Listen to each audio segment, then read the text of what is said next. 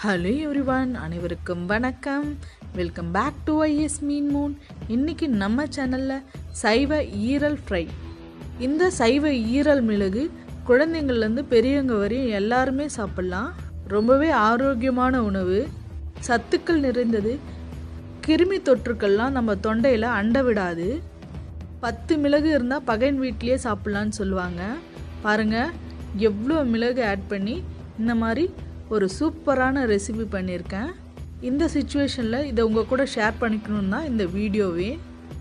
சாப்பிட்டு பார்த்தா சூப்பராக இருக்குது. நீங்களும் இந்த ரெசிபியை உங்கள் வீட்டில் ட்ரை பண்ணி பாருங்கள். எப்படி வந்துச்சுன்ற ஃபீட்பேக்கை எனக்கு கமெண்ட் பாக்ஸில் கமெண்ட் பண்ணிவிடுங்க. வாங்க வீடியோக்கு போகலாம்.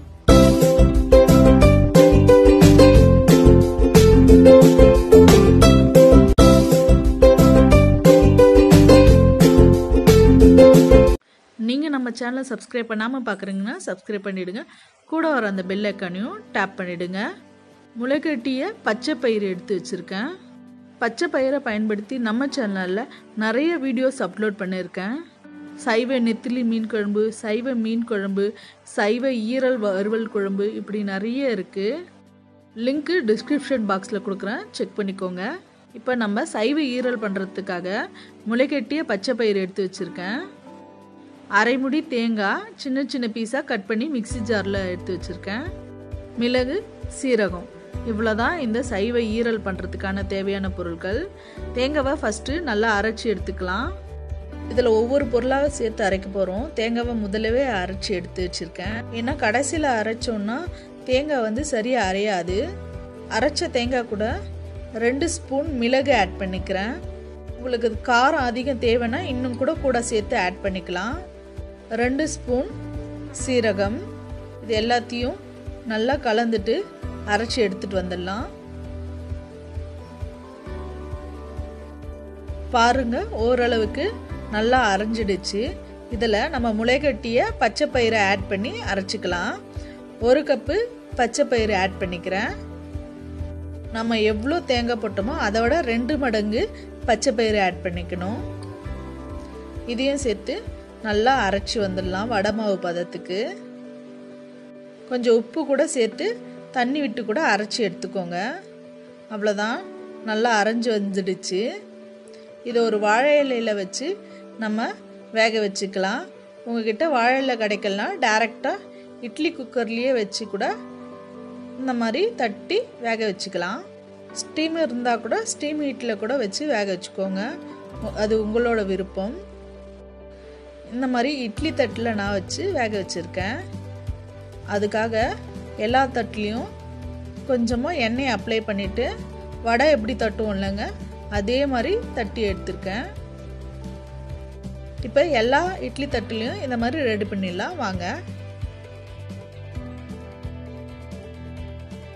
நம்ம ஒய்எஸ் மீன் மூன் சேனல் இன்ஸ்டாகிராம்லேயும் ஃபேஸ்புக்லேயும் கூட போடுறோம் வீடியோ, ஃபாலோ பண்ணிக்கோங்க. உங்கள்கிட்டயே ஒன்று தான் நான் கேட்டுக்கிறேன், என்னென்னா உங்களோட லைக்ஸும் கமெண்ட்ஸும் அங்கே தட்டி விடுங்க. அவ்வளோதான், நம்ம ரெடி பண்ணியாச்சு. இதை இட்லி குக்கரில் வச்சு வேக வச்சிடலாம். இது தேவையான தண்ணியை ஆல்ரெடி ஊற்றி கொதிக்க வச்சுருக்கேன். கொதிச்சிடுச்சு. இப்போ இந்த இட்லி தட்டை உள்ளே வச்சு ஒரு 10 நிமிஷம் போல் வேக வச்சுக்கலாம்.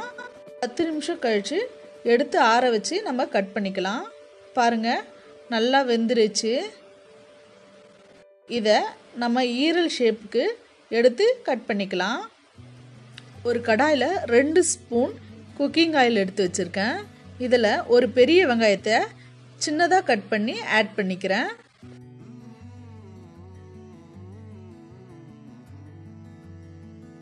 இதை நல்லா கலந்து விட்டுக்கலாம். கருவேப்பிலை உங்களுக்கு தேவையான அளவு நான் ஒரு கொத்து அளவுக்கு ஆட் பண்ணிக்கிறேன்.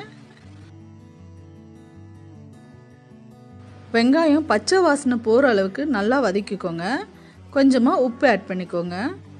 ஆல்ரெடி பச்சை பயிரில் உப்பு ஆட் பண்ணியிருக்கோம், அதனால் கொஞ்சமாக ஆட் பண்ணிக்கோங்க. மிளகு அரைச்சி ஆட் பண்ணிக்கோங்க, இல்லை பொடியாக க்ரஷ் பண்ணி கூட ஆட் பண்ணிக்கோங்க.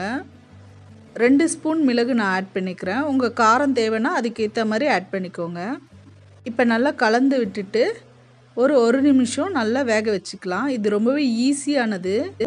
5 மினிட்ஸ்லேயே இதை ரெடி பண்ணிடலாம். இந்த மாதிரி குட்டி குட்டியாக கட் பண்ணி ஆட் பண்ணிக்கோங்க. அவ்வளோதான், நம்மளோட சைவ ஈரல் ஃப்ரை ரெடி. இந்த ரெசிபி பார்த்தீங்கன்னா நெஞ்சு சளி, வைரஸ், கிருமி தொற்றுகளுக்கெல்லாம் எதிர்த்து போராடக்கூடியது. இதில் ஆட் பண்ணிக்கிற எல்லா பொருளுமே ரொம்பவே ஹெல்த்தியான பொருட்கள். ஆரோக்கியமான வழியில் சைவ கறி தான் இந்த சைவ ஈரல் ஃப்ரை. இந்த ரெசிபி உங்களுக்கு பிடிச்சுன்னா மறக்காமல் என்னோட சேனலுக்கு சப்ஸ்கிரைப் பண்ணிவிடுங்க. இது ரொம்பவே அருமையாக இருக்குது டேஸ்ட்டு. அந்த மிளகோட காரம் எல்லாமே இதில் நல்லா இறங்கிட்டு டேஸ்ட்டு சூப்பராக இருக்கும். தேங்காய், சீரகம் இது எல்லாமே நல்லா வெந்து சூப்பராக இருக்குது. நீங்கள் நம்ம சேனலை சப்ஸ்கிரைப் பண்ணாமல் பார்க்குறீங்கன்னா சப்ஸ்கிரைப் பண்ணிவிடுங்க. பெல் ஐக்கானையும் டேப் பண்ணிங்க.